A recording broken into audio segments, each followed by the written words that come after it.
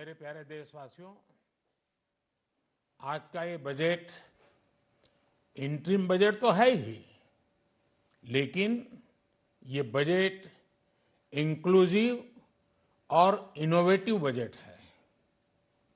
इस बजट में कंटिन्यूटी का कॉन्फिडेंस है। ये बजट विकसित भारत के 4 स्तंभ युवा, गरीब, महिला और किसान सभी को एम्पावर करेगा। निर्मला जी का ये बजट देश के भविष्य के निर्माण का बजट है। इस बजट में 2047 के विकसित भारत की नींव को मजबूत करने की गारंटी है। मैं निर्मला जी और उनकी टीम को बहुत बहुत बधाई देता हूं। साथियों, इस बजट में युवा भारत की युवा आकांक्षाओं का, भारत की यंग एस्पिरेशंस का प्रतिबिंब है। बजट में 2 महत्वपूर्ण निर्णय लिए गए हैं। रिसर्च और इनोवेशन पर 1 लाख करोड़ रुपए का फंड बनाने की घोषणा की गई है। बजट में स्टार्टअप्स को मिलने वाली टैक्स छूट के विस्तार का भी ऐलान किया गया है। साथियों, इस बजट में फिस्कल डेफिसिट को नियंत्रण में रखते हुए कैपिटल एक्सपेंडिचर को 11,11,111 करोड़ रुपए की ऐतिहासिक ऊंचाई दी गई है। अर्थशास्त्रियों की भाषा में कहें तो एक प्रकार से स्वीट स्पॉट है। इससे भारत में 21वीं सदी के आधुनिक इंफ्रास्ट्रक्चर के निर्माण के साथ ही युवाओं के लिए अनगिनत रोजगार के नए अवसर तैयार होंगे। बजट में वंदे भारत स्टैंडर्ड की 40,000 आधुनिक बोगियां बनाकर उन्हें सामान्य यात्री ट्रेनों में लगाने का ऐलान किया गया है।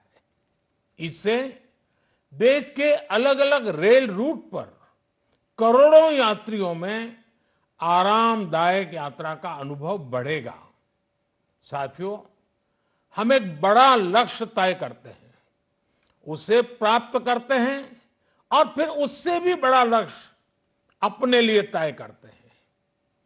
गरीबों के लिए हमने गांवों और शहरों में 4 करोड़ से अधिक घर बनाए। अब हमने 2 करोड़ और नए घर बनाने का लक्ष्य रखा है। हमने 2 करोड़ महिलाओं को लखपति दीदी बनाने का लक्ष्य रखा था। अब इस लक्ष्य को बढ़ाकर 3 करोड़ लखपति दीदी बनाने का कर दिया गया है। आयुष्मान भारत योजना ने गरीबों की बहुत मदद की है। अब आंगनवाड़ी और आशा वर्कर, उन सबको इस योजना का लाभ मिलेगा।